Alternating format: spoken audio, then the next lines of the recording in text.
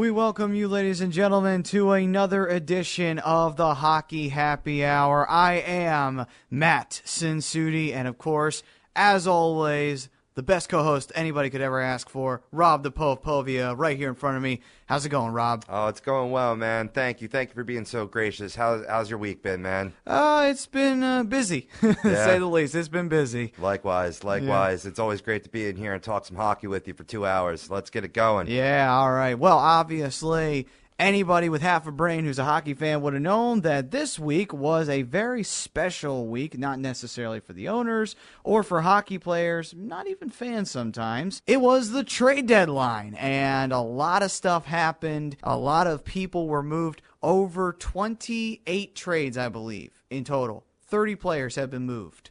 30. I've never seen activity like this before a trade deadline. My phone was blowing up with notifications. It seemed like every 5 minutes. There was more. I believe there's more trades this year at this deadline than there have been at the last 2 years combined. Compared to all the buyers and sellers, it didn't even matter half the time when the trade deadline rolled around because nobody was making any moves. But now, all of a sudden, it's like everybody's making some moves. Any insight why there were so many moves this year, Matt? I think that this is why. If you look at conference versus conference, the Western Conference is completely top-loaded with so much talent, and the Eastern Conference absolutely sucks because look at the point ratio. Half the teams in the Western Conference are in the 40s, the 50s, the 60s, the 70s. In the East, you're lucky if you're in the 40s. Like, you are really a good team if you're even breaking 40 points now. If we had a conference versus conference playoff setup, there'd only be 2 Eastern Conference teams sitting in the playoffs right now, and that'd be Boston and Pittsburgh. That's it. And those two would be low seeds. Right. They probably wouldn't have home ice advantage at all during the playoffs. Yeah. That's really bad. Yeah, that is really bad. Now, you're talking wins or you're talking points with the 40? I'm talking points. Points, basically. yeah. Well, yeah, it would be a little upscaled than that. You know, the Flyers are sitting at 72 points right now, but your point is still valid that beyond that, marks for the 13th in the whole NHL. Several of our Eastern Conference teams would not be making the playoffs if they were in the West. I mean, obviously, the last time I checked the point standings, everybody was like at 39, and I kept forgetting now they're at this height. But still, it's hard to believe. You see why I'm shocked that the Flyers are 72 points, because look at the Eastern Conference. I mean, there are still people sitting at 53 and just can't even build up after that. People are still at 69. They can't even get any higher than that. But if you decide to go to the Western Conference for about 2 seconds, which is what I'm about to do, it's absolutely ridiculous. People are in the 100 points at this point. It's gotten that bad where both conferences are just not equal. It really isn't. I mean, the Western Conference. There's a big disparity there for certain. This proves my point. 86 points belongs to Pittsburgh. That's the best team in the East. 92 belong to the Anaheim Ducks. 92. That's at least 7 points ahead of Pittsburgh. Right. Then you got teams like Chicago, St. Louis, a lot of heavy hitters there in the West. Oh, here's the weird part. The 70s guys, they're all in here, which the Flyers are included in that. If it was the Western Conference, the team with the highest 70s points, 2 of them, the highest 2 would be the only ones in the playoffs. Wow. The rest of them, the rest of them are in 80 points. It's that bad. Yeah. It's that bad. And I think that's why we've got so many trades. The Eastern Conference knows it really sucks. Yeah. A lot of the Eastern Conference teams were big sellers at this trade deadline, probably most notably the Florida Panthers sitting there in the low point totals. Yeah, absolutely. I mean, it's ridiculous that people have been trying to figure out, well, who's going where. It was like, well, we really don't know. You know, you can only speculate for so long. I mean, there was a rumor going around that Ryan Kessler was either going to wind up in an orange and black or black and gold jersey. That rumor's been put to bed permanently, saying that he's decided he's going to stay as a Vancouver Canuck. But there was a time period where there were people wondering, is he going to come to Philly or is he going to go to Pittsburgh? Because both sides made offers for him. And there were other teams interested, but I think the obvious two were Philadelphia and Pittsburgh. Yeah, absolutely. It's interesting that Kessler stays, but Luongo goes. Yeah. Finally, after years of trying to get rid of him, which I have no idea why. I mean, he's a great goaltender. Well, I think because they got Eddie Lack now, and they're just going to go with him, and he's younger. So I think that's why. And I could understand because I'm pretty sure there's still a bit of that sour taste in their mouth after what happened in 2011 with the Stanley Cup Finals. Right. And, I mean, Roberto Luongo in that Game 7 was absolutely atrocious. He was horrible. And then when they would go to Boston, he was horrible. He had to be pulled almost every time and replaced with Brian Schneider. Schneider basically got a baptism under fire during that playoff series. He sure did. So, nonetheless, here are some of the trades that happened during this particular deadline. Early on, the first moves were being made during the, say, around early February 28th. That's as far back as we're going to go here. February 28th, there was only one move made, and it was a very significant move. It was Buffalo trading with St. Louis.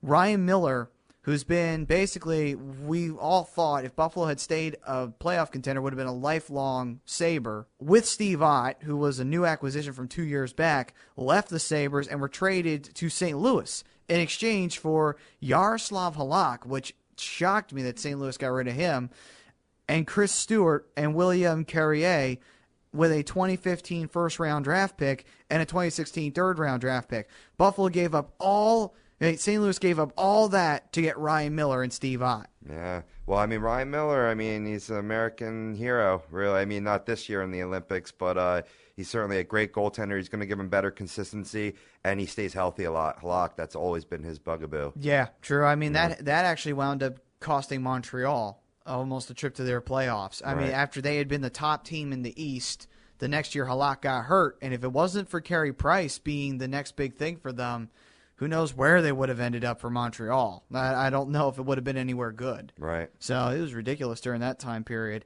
So meanwhile, then we skip ahead and we go to March 2nd.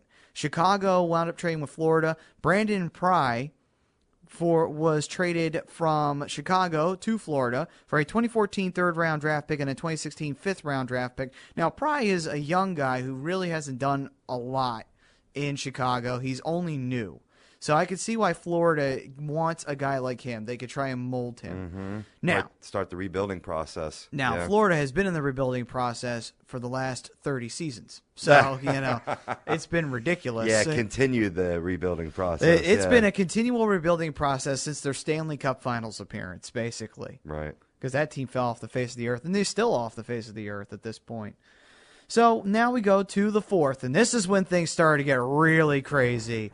On March 4th, there was about 5 trades, and we thought that was bad. Wait till the 5th rolls around, and then even more happened. So on March 4th, Montreal and Florida traded a 2015 fifth-round draft pick from Montreal for Mike Weaver of the Florida Panthers. To me, that's a great deal for Montreal because Mike Weaver is a solid defensive player. He really is. I mean, out of all the players playing in Florida, Mike Weaver's one of those top guys that you got to aim for. I always thought all season watching the Canadians, they lack that toughness, that grit, and Weaver's going to certainly add that to their lineup. He certainly will. Anaheim and Dallas traded. Anaheim traded a 2014 fourth-round draft pick for Stefan Robida, another defenseman. And Stefan is another one of those really good, solid defensive players. He's not one of those offensive-minded defensemen. He's one of those stay-at-home, do-the-dirty-work defensemen, which, in my honest opinion, Anaheim does need a bit of that. They have given up a couple of bad opportunities here and there. Their offense, though, has just been such a powerhouse, it's made up for that lack. Exception of the Stadium Series game when it was all... Actually, no, it was all Anaheim. I apologize for that. But Anaheim has had those moments where they've given up some pretty odd goals. And they've really... Again, their offense kind of leads you blind by that. So... Yeah. We saw that when they came into the Flyers building and we actually competed with the powerhouse. They were there was definitely some holes there, and they definitely addressed them during this trade deadline. And if there's any team that knows things about holes, it's the Philadelphia Flyers. Now, we move on. Minnesota trading with Edmonton. Former Flyer was involved in this one. 2014 fifth-round draft pick and a 2015 third-round draft pick went to Edmonton in exchange for Ilya Bryzgalov. Oh, ginormous universe. Yes, the whole universe is so humongous big. Humongous big. And I'm afraid of bear, but bear in forest. Oh, basically, Ilya Bryzgalov traded in his blue and orange. He only wore that not even for a full season, and now he's in Minnesota wearing Christmas colors. So, I mean, he took the deal with Edmonton to just get back out on the block, and ultimately that wasn't going to be where he laid out. And, the Minnesota Wild, when they lost out on getting Ryan Miller, they needed to get another goaltender, another seasoned goaltender like Brizgalov. And you and me thought that it was going to be Minnesota for Ryan Miller. Shockingly enough, it actually turned out to be St. Louis. I know I thought, as a St. Louis Blues fan or as a St. Louis Blues GM, I would have waited before I do anything. Because, quite frankly, you're on a roll right now. Brian Elliott and Halak are having really good years.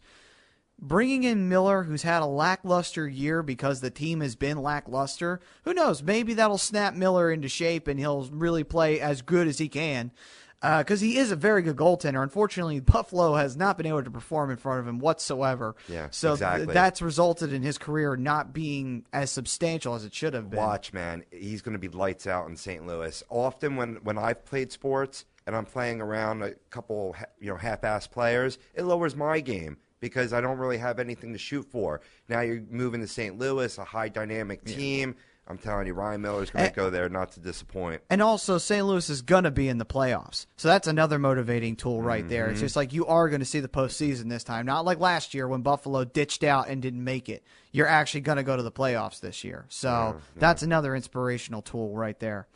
So for Halak, it's a heartbreaker. But nonetheless...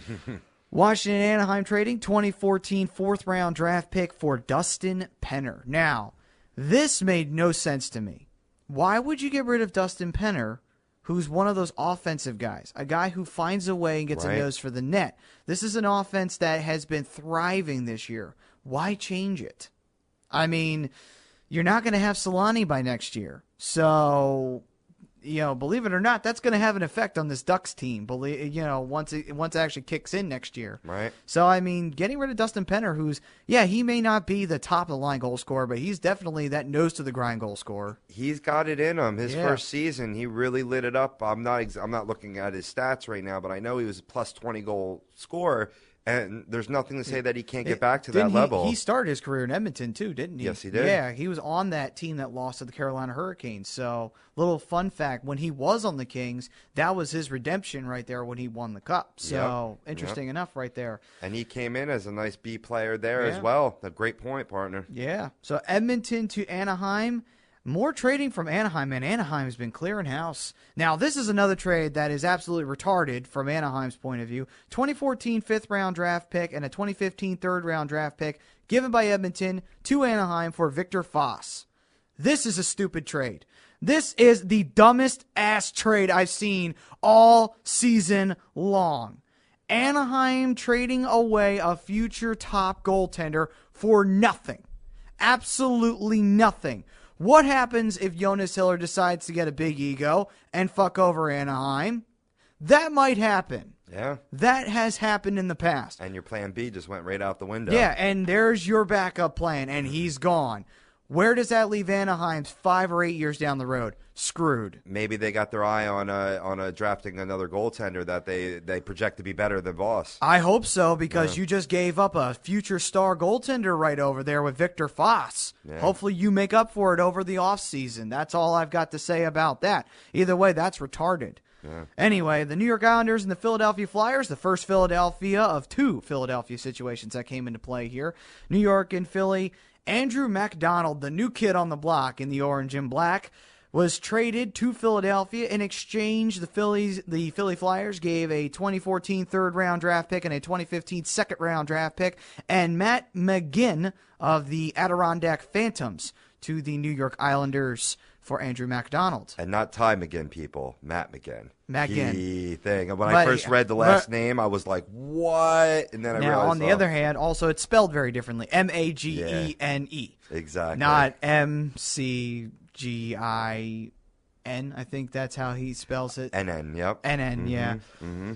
All right, so that obviously, we'll get into Andrew MacDonald in a minute, but we're going to keep on trying to buzz through this. Got it. Florida to Vancouver. Florida trading goaltender Jakob Markstrom, who was their backup goaltender, to Tim Thomas, and Sean Mathias, who was a top-of-the-line center, for Roberto Luongo and Steve Anthony of the Vancouver Canucks. Now, Roberto Luongo, that poor man, he is never going to get a Stanley Cup now. It is official. He's going back to his old team, the Florida Panthers. I was just about to say, and yes, that is his old team. Yeah. So for all those people who always thought, he was always a Vancouver Canuck. Nope. Nope. try again. He was a Florida Panther before he was a Vancouver Canuck. Now, he wasn't on the Panthers for very long before Vancouver snagged him, but still, he does have his roots in Florida. Right. Well, Vancouver's been trying to dish him ever since 2011, and they finally got their wish now. Yeah. I just, he's going to be bringing his poker game. He's a very avid semi-poker player to South Beach now. Yeah. And the funny thing is, people always wonder, well, why did Vancouver trade away Luongo? Now they don't have anybody. Well, that's actually not true. If anybody's been watching Vancouver, Eddie Lack has really stepped up his game, and it looks like he's the perfect guy to be starter for Vancouver now. Oh, yeah. Vancouver's one of the biggest winners in the trade deadline, in my opinion. Yeah, absolutely. Trim the fat and keep Eddie Lack. That's perfect right there. Eddie Lack's solid for them. Yeah. I watched the game between Ottawa and Vancouver, the Heritage Classic. Eddie Lack was freaking phenomenal in that game. He was absolutely phenomenal. Better than Anderson. Really, he was better than Anderson. Right. Yeah, I mean, Lack in February, had a, 500 record, but 70 saves on 72 shots. It's a .972 save percentage. They really got a young, good goaltender for years to come. Yeah, absolutely. Now, Phoenix and Chicago trading. The first time we see Phoenix. Won't be the last time, but we're going to talk about Phoenix now. David Rumblad, defenseman, and Matthew Brisboe, I believe that's how you say this name. Brisboe.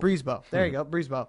Another defenseman, two younger defensemen, traded for a 2014 second-round draft pick from Chicago. So Chicago gets two young defensive players in exchange for a draft pick. That's a big win for Chicago right there because their defensive core is a little old.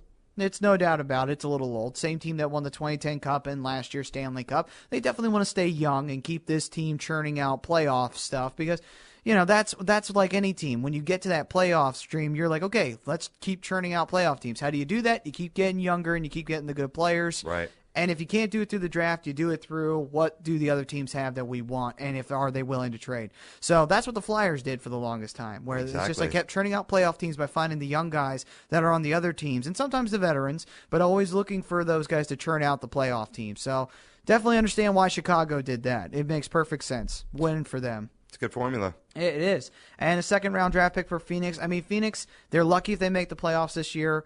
I think there are a few...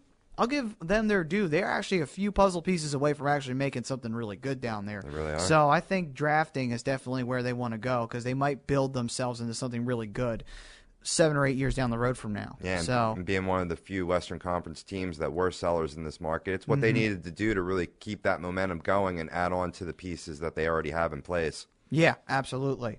Now, Phoenix again traded this time with Washington. Chris Brown, forward, and a defensive veteran, Radoslav Klesla, leaving, along with a 4th-round draft pick in 2015 to Washington in exchange for Martin Erat and John Mitchell. Now, Martin Erat leaving Washington is a bit of an offensive disappointment for Washington because Erat's that kind of guy.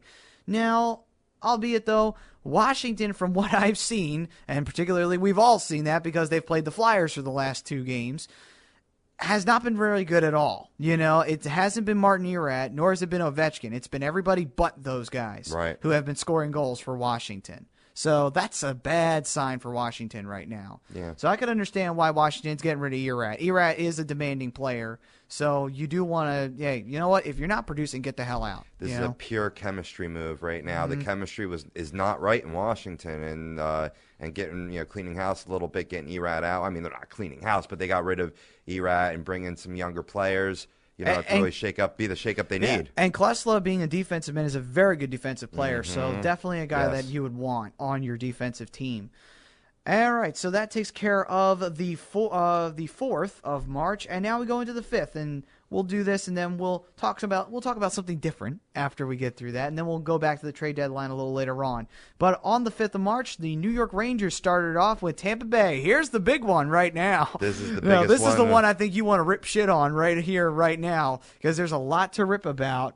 And New York trading their captain, Ryan Callahan, for another captain. Captain for captain. Captain for captain. First time that's actually happened in NHL history. Yep. Martin St. Louis of the Tampa Bay Lightning going and exchanging his blue and white and black for red, white, and blue of the New York Rangers, and Ryan Callahan doing the vice versa. Now, on the other hand, Tampa Bay also gave up a 2014 conditional second-round draft pick and a 2015 draft pick First round, Pat. First round, yeah.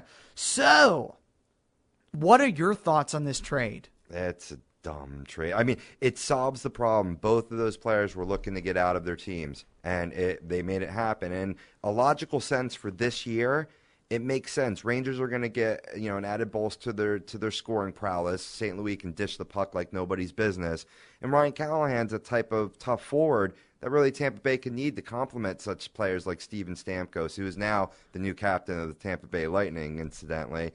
So really, yeah. So yeah, that was just announced yesterday, and I mean, it makes sense. I mean, who else? Really? Yeah. What were they gonna do? Yeah, exactly. But I mean, it makes a lot more sense for Tampa Bay. St. Louis, 38-year-old player, not guaranteed to re-sign with the Rangers. That's why that conditional second-round pick is in place. If they don't make the playoffs, he doesn't get re-signed, that draft pick gets lowered a little bit, which, for all just purposes should do. I think this is just another example of Glenn Sather making a move for the sake of making a move and solving a problem and not really thinking it out too clearly. I don't know how much sense it really makes for the Rangers.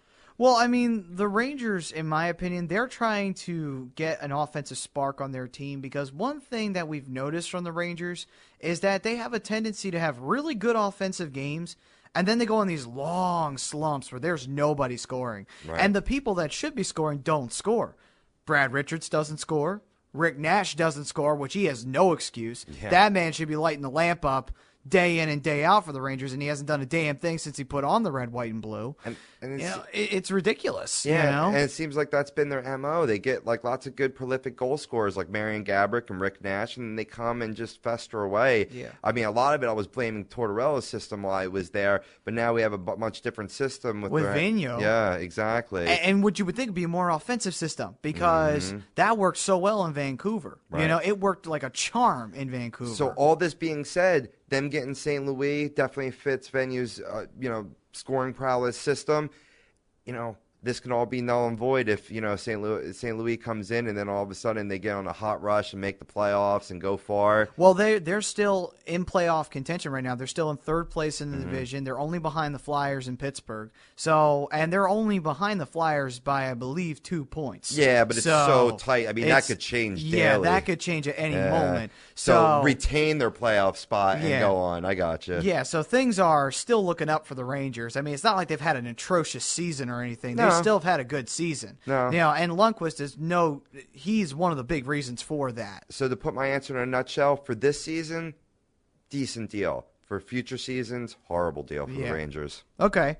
So that's definitely the big deal that we wanted to get out of the way, give our opinions on that. I personally think New York didn't really lose anything, quite frankly. They really didn't. They lost Callahan, who's done absolutely nothing for them for the last 3 seasons. And, I mean, he was a great captain when he first came, but since then he's done about jack nothing. You know how I feel on this issue. Yeah, I do like a Ryan Callahan. I like the captain that does the intangibles. But but again, I like the fact that he was doing the intangibles. I like captains who do that. Like Claude Giroux, he does do that. Same thing with Mike Richards when he was with the Flyers. He was doing the same thing. But what was the difference between those two? Callahan stopped scoring and stopped getting the assists. Mike Richards never did. Yeah. Neither did Giroux. Right. So, I don't know. To me, those are 3 things that you got to be able to do, and he's only doing one of them. But we already established MSG is a place where scorers go to die. Yeah, that's true.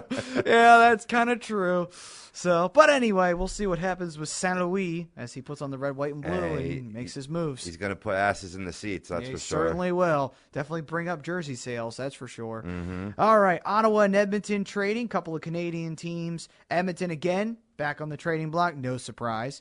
The 2014 fifth-round draft pick from Ottawa and another one, 2015 third-round draft pick. Both of those picks given up for Ales Hemsky of the Edmonton Oilers. Now, for Ottawa, this is a big win because Ales Hemsky is one of those younger players who's really got a lot of talent on him, and I think he could definitely turn into something really special. So Ottawa, putting him in the black, red, and white is not a bad move for them whatsoever. Absolutely For not. Edmonton, they realize that this team has not going to be able to make this playoffs.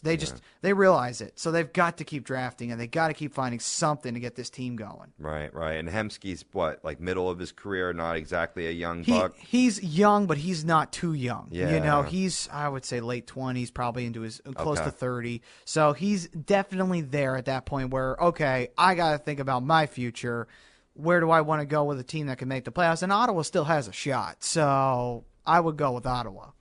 Got it. Yeah, so Nashville and Montreal. Devin Dubnyk of the Nashville Preds is no longer a Predator. He was traded for future considerations to Montreal. For Montreal, this is a win because, quite frankly, Carey Price getting hurt is the worst thing that could have happened to this hockey club. So Devin Dubnyk steps into play, and Dubnyk is a good goaltender.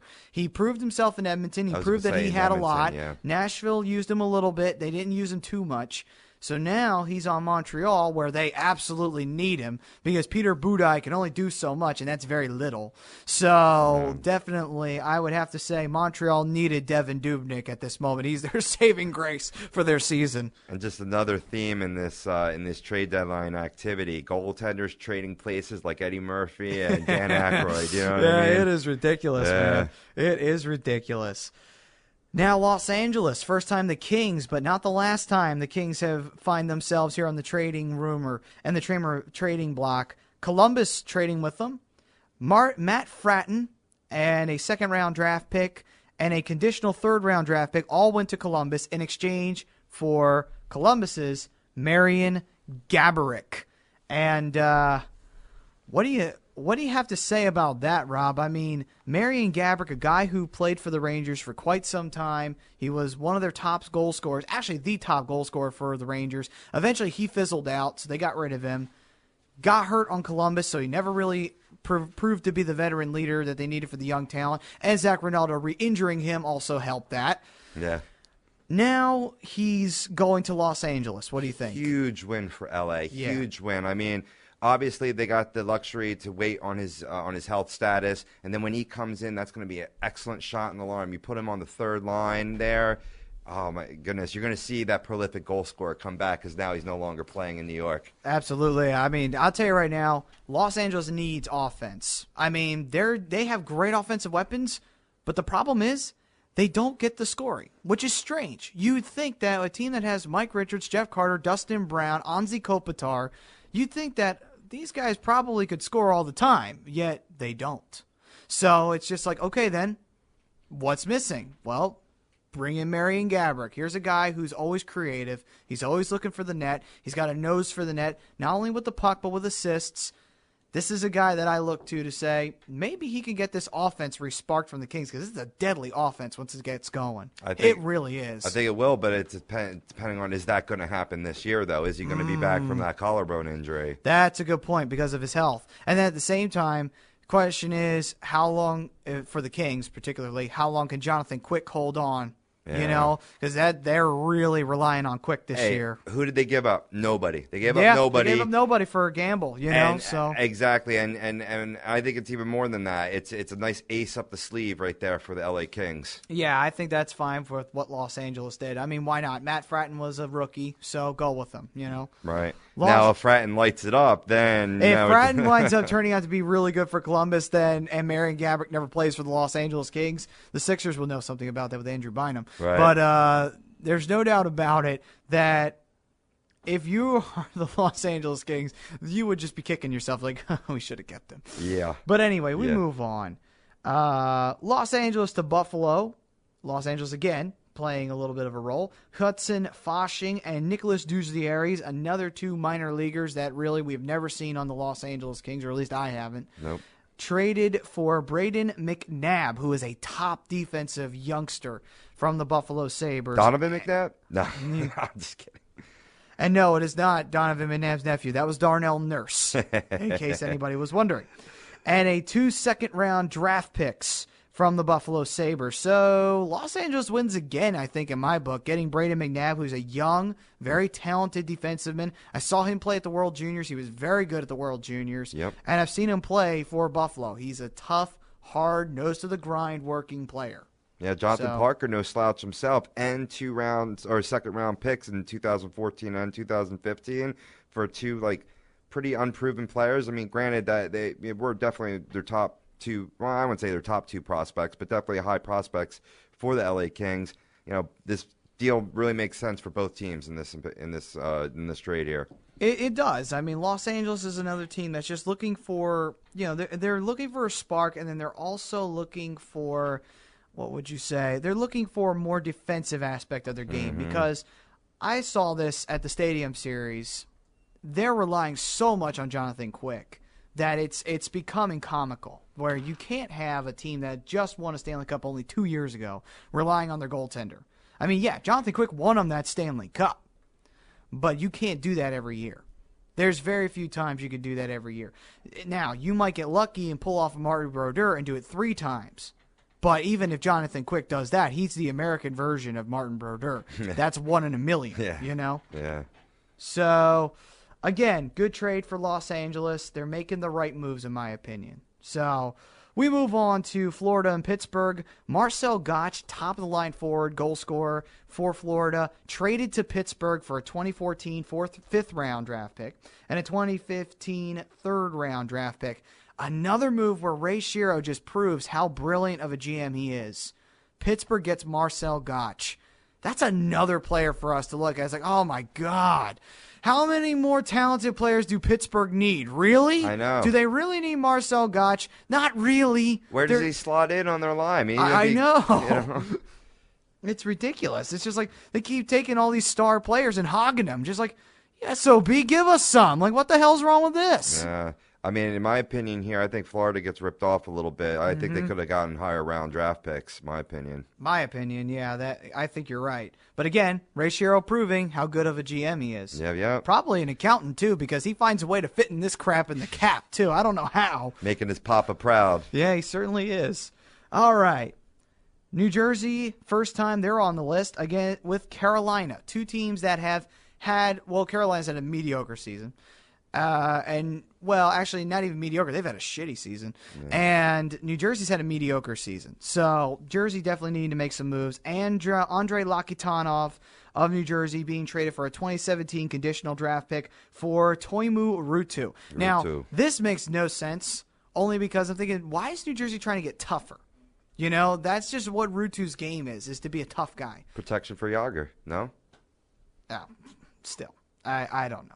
Yeah, I mean, it's kind of fruitless at this point, but, I don't know. I mean, what's surprising here is this wasn't the player that I thought would be being dished from the Devils. They were certainly selling that Brodeur was on his way out the door, and yet he stays put in New Jersey. Very surprising. Yeah, very surprising. And then our final trade that we're going to talk about here, Columbus and Edmonton, a 5th-round draft pick for Nick Schultz going to Columbus. Now, to me, that is a big win for Columbus, and Edmonton, again, having to do another drafting rebuild. Because Nick Schultz was one of their really good defensive players, and now he's on the Columbus Blue Jackets. So the Blue Jackets won in this case, again. Oh, solid. They were big winners here. They were definitely big winners during this trade deadline. They certainly were. And again, they trimmed the fat. They got rid of Marian Gaborik, who's hurt. So, I mean, to me, they're staying young, which is the smart move in this case, because their young talent is really proving to be something. They really are proving to be something worth watching. Now, let me ask you, Matt, out of all these teams, who do you think had the best deals at the deadline? Would you say it was St. Louis, the Rangers, the Kings, the Canadians, or the Capitals? I would say probably that's a tough one. It is a tough one. I'm going to say the Kings. I think the Kings are looking for that offensive spark, and they're trying to get a better defensive. I think they're making smart moves. And I also think that with them not having to rely on Jonathan Quick as much, which is fine. You don't want to rely on Jonathan Quick all the time to be the backstopper, Right. Because if you run into the better team's going to beat you. It's as simple as that. It's not your magical year, and we know that by watching the Kings. Right. So, all right, so we got a special guest in the studio with us. He's from Agree to Disagree on All Noise Radio, and happens to be a good friend of ours here on the Hockey Happy Hour. Ladies and gentlemen, lifelong Flyer fan, and definitely hockey nut. Ladies and gentlemen, Tom Arnone. Thanks, guys. Appreciate you allowing me in here. Yeah. Hey, man, it's good to have a third man in, you know? Yeah, I guess. Yeah, I can barely even keep my eyes open right now, but I still made the trek in here to be along two hockey greats, as I like to. I was thinking when I drove in here, too, you know what? I'm learning something coming in here with you two. Because I'm listening to you toss names out, I'm like, who the hell is that? You know what I mean? Like, I'm on NHL.com, I can't even find the names you're tossing out. So I appreciate you guys giving me some knowledge. Well, if it makes you feel any better, we couldn't find it on NHL.com until 3 days ago. So luckily we had Facebook, and we posted it all up on there. So, so Tom, how you feeling? I mean, I know you can barely keep your eyes open, but how you feeling today? I'm feeling good, man. A lot of exciting stuff coming up on Monday. So yeah. We found somebody else to add on to the team as well for a little project we have going on. All right. A digital tech girl. Nice. So, and did you say girl? Yes. Nice. Well, I don't know how nice she is. All right. If we can keep her just on a microphone and away from everybody, it might sound nice. Valuable. All right. She's valuable. We move on. Well, there's a lot to be happy about in Flyerland these Yeah, days. there certainly is. The Philadelphia Flyers have been on a tear since coming off of the break. Now, unfortunately, I went to go see the real shit prison rape game that happened at the Wells Fargo Center when they got absolutely annihilated by the San Jose Sharks. But that struck a chord right then and there because guess what? They snapped out of it. They beat the crap out of the New York Rangers. Then they went up against the Washington Capitals, came back and won in OT. Comeback kid spirit kicking in high gear in Washington, might I add. And then coming back home and beating Washington again. Almost gave it up. But won 6-4, won the home and home, beat the pants off of two teams with red, white, and blue as their jersey scheme. How does that feel? How does that feel as Flyers fans here? How does that feel for the Flyers just beating the pants off them? It's just valuable points. I don't care who is it against, man. We need 2 points after 2 points after 2 points to get keep our slot here in the playoffs. Well, you talk about back-to-backs, too. Yeah. When home and away games, it's sort of tough to win 2 home and away games like that. Most of the time you'll see a split in a lot of sports. You know, it's about NBA, home and away, usually it's a split. So, especially a team chasing you. Yeah. And you gave a little length in between the two of you. So absolutely. I might have to retract some things I said last week, ripping the Flyers, but not really ripping the team, ripping more of the organization. Well, that was actually valid because the organization has made some boneheaded moves in the past and recent boneheaded moves. Now, this year, on the trade deadline, I think they actually made smart moves for a change. They gave up Andre Mazzaros for nothing. We got something for him, so that's fine. I didn't really expect us to get a whole hell of a lot for him. And that's a newsflash. Andre Mazzaros is no longer a Philadelphia Flyer for all the listeners. Yeah, we missed that at the trade deadline. We missed that at the trade deadline. But also getting Andrew McDonald was phenomenal because that guy has already made an impact on his first game as a Philadelphia Flyer. Incidentally, they only get a third-round draft pick for Andre Mazzaros, but you know what? Something's better than nothing. You know what I mean? We could have got nothing for Andre Mazzaros from the way Boston was feeling. Well, how about the fact that the Flyers are so known to make the big splash? Yeah. Right? So what's going to happen? They make the big splash. They get Kessler, say. Right? Then what happens is they run into salary cap issues, or they give up a lot of young talent to end up getting them. Right. And then we're right back in the same spot the following year with older, aging veterans and losing the core young group of guys like Couturier and, you know. Exactly. And that's exactly why the deal didn't get done because Vancouver was asking for too much of our young talent. Holmgren just said no. Yeah. Proud papa. They were actually thinking about Braden Shen, and they were thinking about Sean Couturier. They even brought up Ty McGinn in the conversation, and I thought, no, the moment you brought up any one of those names, I was completely uninterested at that very moment, which is why I thought he was going to wind up on the Pittsburgh Penguins because of the fact that they're asking too many young guys on the Flyers, and also Pittsburgh has a way of making deals sweeter, so they just find a way of getting players. Right. I don't know how. I really don't know how they pull this off. They get guys like Marcel Gotch, and they barely have enough room on the salary cap to re-sign Crosby and Evgeny Malkin to lifetime deals. Yet they do it. Like, how the hell do you have an accountant running your freaking organization? Because I really don't know how. Yeah, he's got a guinea man running the numbers. We're all good. Yeah. Who's that? Joe Banner over there? Joe Banner. Yeah, you got it. You got it. But what we really saw was, they came back from the Olympic break and played a tough San Jose team with a lot of players that were competing in the Olympics, so they had a lot less rust off them coming off. And revenge on the mind from San Jose because we did beat them in San Jose. Right. So we got our rust off after that, had some nice hard practices, and then come in against the Rangers squad and Capitals squad. Mind you, not playing at the best level they have all year, but we came and we took care of business. And that second game against Washington, holy cow. Oh, God. Talking about home and home series, man, that was fierce. A lot of fighting going on. I mean, if Washington does wind up making the playoffs and they were to face Philadelphia, that series will be a bloodbath. It would just be an absolute bloodbath. We thought Pittsburgh and Philly was bad. I think Washington and Philly might top it. When Vinny LeCavier gets tossed from a game, it's pretty bad. Yeah, it's getting really bad. And inversely, what do you guys think about that? Him getting tossed from that game, getting a game misconduct. I thought that was ridiculous. I think that is kind of ridiculous because he didn't really do anything. No. If anything, Simmons should have got a boot because he's towards the tail end of his fight, and he's like, "Oh, my boy LeCavier is getting jumped. I got to drag him down too," while he's already engaged with another player. I don't understand. What was Wayne Simmons thinking? It's just like, oh, well, I figured I'm going to get thrown out, so I might as well do this. I think he literally thought he was going to get a game misconduct. So he's like, all right, I got nothing to lose. I'm going to go beat the crap out of that Capital. And that's the argument. Is that the ref, as he saw it, was that LeCavier punched him as he was going down, and then he gave him the boot. They're trying to take control of the game. On. But come on now. Yeah, are we blind? Come on.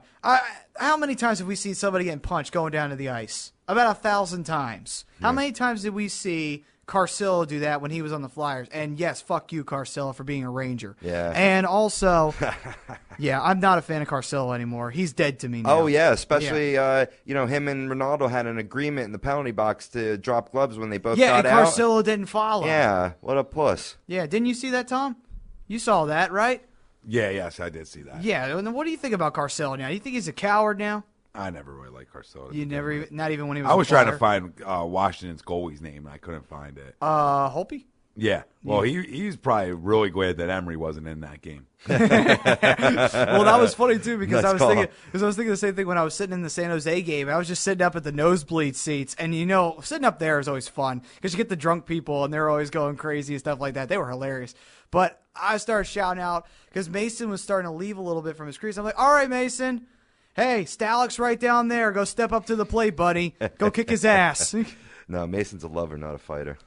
Yeah. Anyway, well, either way, I was surprised, though, because Emery also was leaving his crease. I'm like, oh, yes, here we go. Stalik's going to get his ass beat. This is awesome. And no, nothing happened. He's more like sugar shit anyway during that game, so. But anyway, we move on. So the Flyers definitely doing well. They now have 72 points in the standings. They are 2 points ahead of New York. They are now also about, I'd say, 5, if my math is telling me this right, maybe 6 ahead of Washington. And actually, no, they're 5 ahead of Columbus. So those are the 3 teams right now that are really vying for that spot, either third or second. So the Rangers have really got a lot of pressure on them because they're only 1 point ahead of Columbus. It's going to be an interesting last 20 games. It certainly will be. And that's the funny part because that really didn't hit me. It was crunch time until I looked at the schedule. I'm like, oh, my God, I just realized there's only 1 month left, and it's not even a full month left in the season. Well, what's great for the Flyers team is they have a lot of home games out of the remaining schedule. I mean, they get a lot of them out in the rest of this month, and then April they're a little bit on the road to finish off the season. But, you take the games at home, you get your 2 points, call it a day. They'll make it in that second, third slot, and, hopefully go on well from there. All right. Well, now they don't want to see Montreal. I mean, listen, I defer with hockey a lot, but every time watching Flyers Montreal, we just get outskated. So right now, as it ended right today, they would see Montreal. Wait a minute. 8 make it, right? But the structure of the thing is different. Whereas since the Flyers are second in their division, they'd face the Rangers. Yeah, well, how it works is you got the 2 and 3 seeds from each division will face each other in the first round, and then the lowest wild card faces the top seed, number 1, that won their division, and then the second wild card, faces the second. Yeah, you got it. Yeah, and then in the next round. Yeah, it's like I mean, why does hockey have to do this? Why can't they just make it easy? Like I look at the conference standings and I see the Flyers are 6. Okay, so they're going to open against Montreal, and then I just hear all that. Yeah, you know what it's about? It's about it lost focus on the importance of winning the division when they reformatted the divisions here. You didn't want to lose that. Now, you get rid of that, that team in the 4th division from the previous setup, getting the 4th seed with a ridiculously low record, and then all of a sudden you got teams in the 6th, 7th, and 8th seeds that have better records. So you eliminate that, but you still keep the importance on winning the division. Yeah, absolutely. I mean, don't get me wrong, though. I still thought winning the division was a little important because you did have home ice advantage throughout most of the playoffs. Sure. Because, I mean, if you were the top team out of the division winners, you were number 1 seed. So that's not a bad thing. I mean, I think the Flyers know that because during that structure, the Flyers used to be top of the division with New Jersey all the time. But like Tom pointed out, you draw Montreal as a wild card. That's not an easy draw. I mean, we've definitely disparaged them on this show before. And that's because when they face the Flyers, we beat the crap out of them. So it's the funny part. They get outskated, but they don't score. That's the one thing that happens to Montreal. Well, because they lack that toughness, that grit to compete in Philly sports. But you know what? They got a little bit of that during this trade deadline, so who knows? Yeah, who knows? Maybe they'll step up to the plate. Plus, they got Devin Dubnyk, who's younger than Carey Price, and Carey Price being hurt. Yeah. Dubnyk coming in at the most opportunistic time to be the saving grace for this team. Because without Price, this team goes downhill real fast. Real fast, because Budaj is not a great goalie. I mean, he's lucky if he's mediocre. He had one good year in Colorado. That was it. So, we move on with that. And like I said before, Flyers sitting at 72 points. And just to do a quick roundup of the Flyer stuff, Saturday, they go mano-a-mano at 7 o'clock against the blue and white of the Toronto Maple Leafs. So we will be basically paying a visit to old Philadelphia Flyer James Van Riemsdyk's new house, hopefully kick his ass and beat down his Maple Leafs. What do you think about this game? It's going to be tough, man. Toronto's playing really well right now. Speaking of JVR, he's playing elite level of hockey that I've never seen, or Flyers never seen, never even knew he was capable of. I still think because he went to Toronto and he's the star, that's why he's doing that. Mm-hmm. Sometimes, you gotta let him flourish. You let him go. Hopefully we'll get him back like we've done time and time again. Let him spread his wings. Yes. Well, then what was our excuse when we traded Mark Recchi? Again, I know why our team wasn't making the playoffs. That's why. Yeah, but anyway, let's move on from that. I like our chances, though, of continuing this winning streak, though. Just to answer your question, Matt. Yeah, all right then. So what's your score prediction? I'd say we win it 4-1 with an empty netter. All right. Tom, what do you think about this game with Toronto? You think Flyers win or Toronto wins? Tough game in Toronto. Toronto's a really good home team. They are. And like most teams in hockey, the Flyers are okay on the road. 2 over 500. Flyers playing good hockey though, man. It would be hard to bet against them. So if you got a hypothetical gun to my head right now, like you do, I'll go 4-2. 4-2 Flyers. 4-2 Flyers. And you know what? I'm going to not do a 4, but I'm going to 3-2. I think it's going to be pretty tight. I don't think there's going to be an empty netter. I think one of these teams is going to pull it out in the third period. I like to think it's the Flyers, so I'm going with the Flyers on this one. 3-2, Flyers win, and they get a gutsy win out of Toronto, which continues to keep that sort of, hey, keep it going, boys. We're doing good. It's all about it. Yeah, Mason and that. It keeps them down.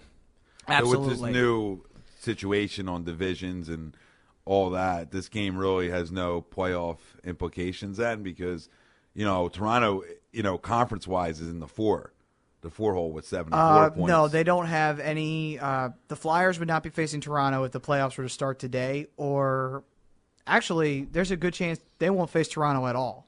So No, I don't mean face them. I mean jump them.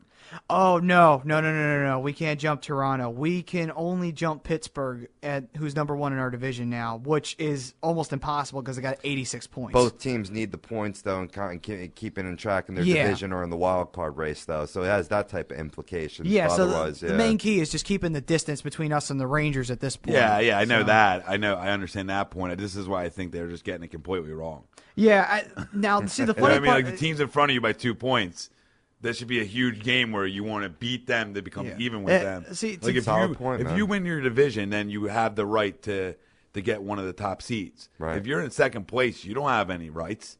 You shouldn't get rewarded for coming in second. Yeah. Like the old Ricky Bobby, if you ain't first or last. Right. So, then it should go back down to the conference. Just like NBA. Well, the NBA don't get many things right, but division winners, winners get the top 4 seeds, and everybody else is left to scramble, regardless if you're a better record or not. So puts all the pressure on winning your division. Right, synonymous to that fourth division when we get in that fourth seed in previous setups. Now you got a team where Toronto's in the Atlantic Division, could have a better record than the Flyers and Rangers, but yet have to fight for a wild card rather than being a 2 or 3 seed. Because I hear what your because point they're is. because they only have 74 points, and Tampa Bay is right behind them with 73. So it's like Toronto has got to win on Saturday, which also we got to bring that in. So. Right? There's there's Atlantic only and the two. Metropolitan. Yep.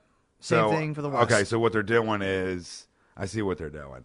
So the first and second teams in the division, first and second will go 1 through 4, and then everybody else is left to grab on. It's more like the top 2 face off with the wild cards, and then the other 4 face off with each other. Yeah, 2 and 3 face each other in each division. So you got the 2, 3. You got the second and third team for the Atlantic facing off, the second and third team for the Metropolitan. Which is why every time we play the Rangers, there's more playoff implications in that. So we would else. play the Rangers? Yep, That's we would correct. be playing the Rangers if the playoffs were to start today. Okay. Yeah. You can't look at the conference standing anymore. No, I'm back to the division now, man. Yeah. You guys got me back to the division. Yeah. I'm locked in here, and I'm just like, well, why can't you guys just – not you guys. But why can't the NHL just make this, like, cut and dry? Yeah. Because the NHL – Instead of, like, algebra. Well, you know what? I'm adding too much stuff. Yeah, so. you want to know why? Because of the fact that a whiny bunch of Canadians wanted a team back in Winnipeg, so they got it. And then the problem was the NHL decided to make it a freaking Einstein project to realign the whole NHL instead of making it simple. You know, all they had to do was move either Columbus or Nashville to the Eastern Conference and move Winnipeg to the West, and that would have solved the problem. But they decided not to do that. They wanted to make it an Einstein project like a bunch of morons. So that it's a mess. it is a complete mess. I mean, to this day, it took me a while to figure out what the hell the playoff structure was. I mean, doesn't Berube have enough on his plate? You know what I'm saying? And like the GMs in the National Hockey League have enough on their plate where now they have to actually have a guy come in and be their playoff accountant. You know what I'm saying? To figure out where they stand. Yeah, no kidding. Yeah. Well, apparently he's handling it well. That's been a big thing that I've seen in the past 2 games against Washington. You see how many great line changes on the fly, particularly with Drew kicking him on for Cotier, and then he comes in and scores that nice goal. And then to go Great coaching move. And then to go coaching along Chief. with it, the workhorses of this Flyers team, the unsung heroes of this Flyers team, Matt Reed, Sean Couturier, and Steve Downey. Because all 3 of them have sparked the offense time and time again. When they were in that line together, they single-handedly beat Detroit. They single-handedly helped the Flyers beat Detroit. That's impressive. Strong line. Albeit, Detroit's not having a great year, but albeit that is impressive. Absolutely. So, unsung heroes for the Flyers this year. Very much so. So, you agree, Tom? Yeah. What was that? Who was an unsung hero? Matt Reed, Sean Couturier, Steve Downey. And you know what all 3 of them do? What? They skate well. Yeah. They skate well. Matt Reed's got a lot of speed. Couturier, he's got a lot of speed. Downey is what he is. I'm not going to put him in their class. No. But he's a hustler. Yeah, you know he what I'm definitely saying? You need a guy like that on their line doing the dirty work in front of the net. Fourth liner, Yeah. you know what I mean? Yeah. Just getting in, getting dirty. Yep. You know, but we talked about on Agree Disagree the other day about the penalties where they got to really Oh, cut down my the amount God, of penalties. yeah. And you know they what? take. When I was thinking trade deadline, I was thinking get rid of Scott Hartnell. You want to know why? Because he's pulling in a low salary, but he's pulling in a lot of years. And then the sad part is he still takes bad penalties. Yeah. Hartnell, King of bad penalties. I am fine with you being passionate. I got no problem with that. But do you see Wayne Simmons taking bad penalties every 5 seconds, and he's just as passionate as you? I mean, come on now. Well, you think it comes down that Wayne Simmons can still play and Scott Hartnell can't?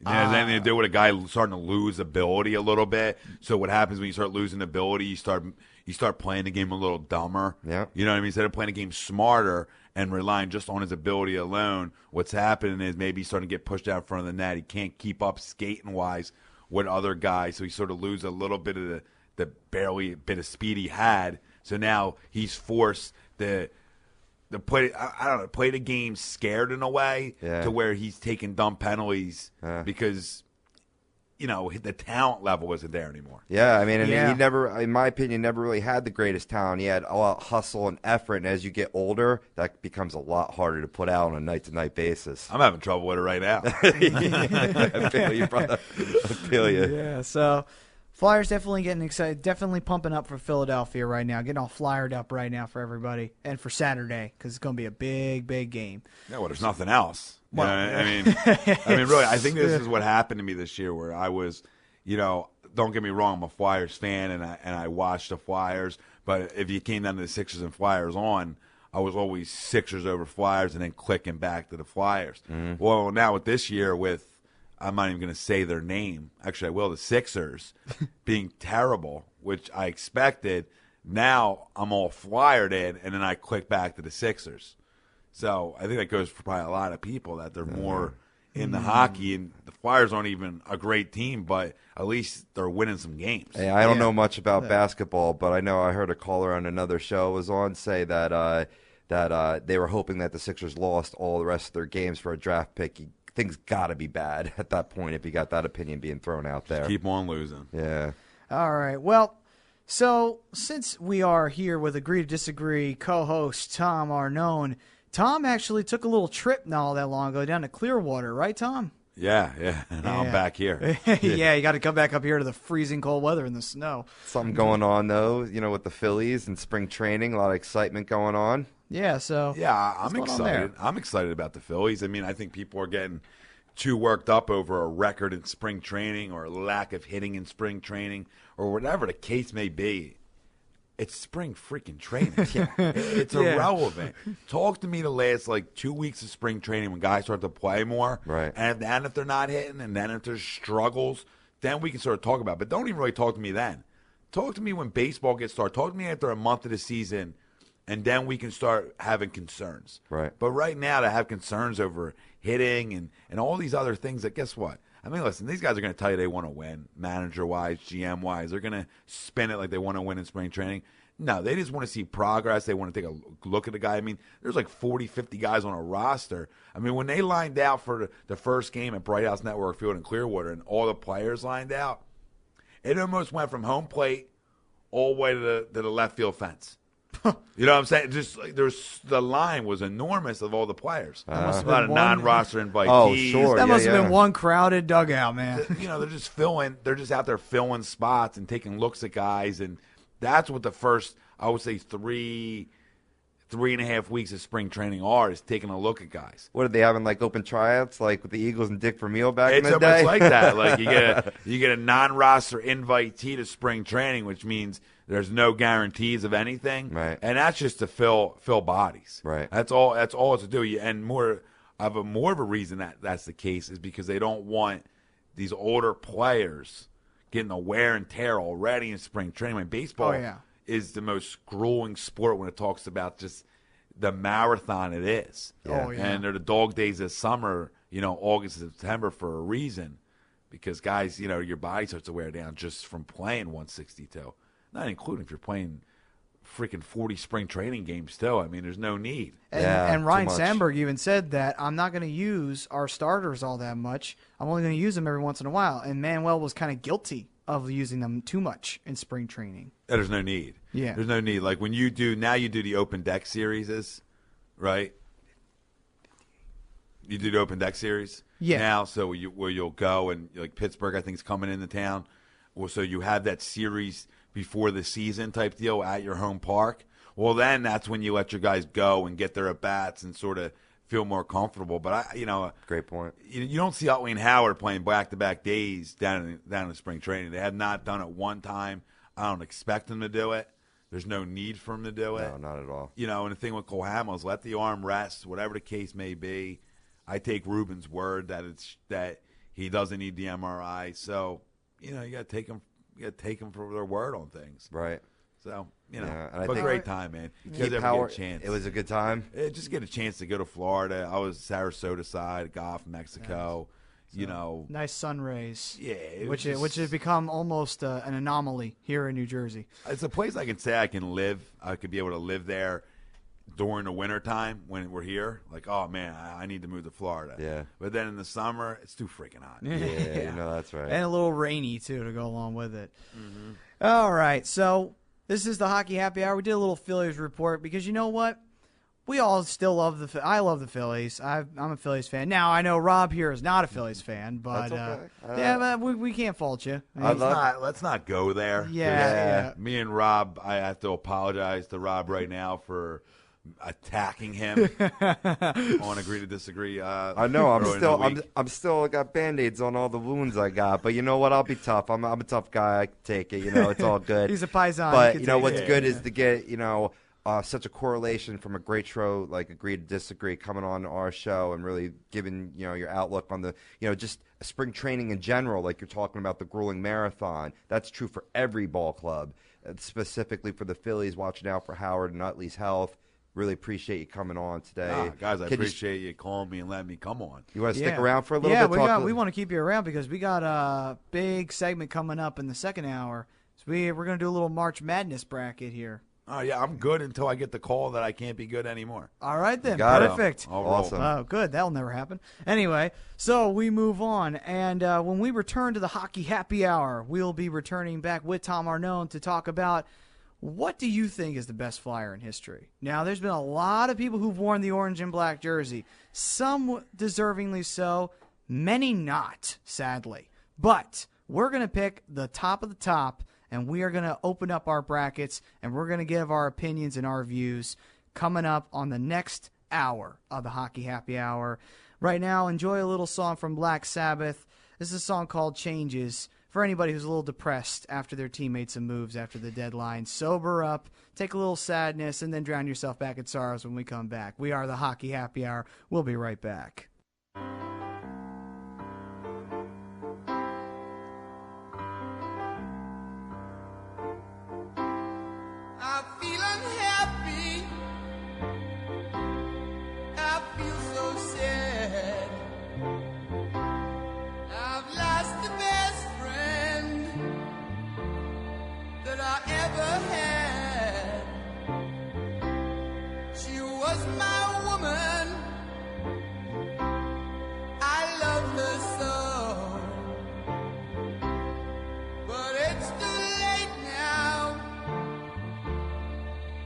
Let her go.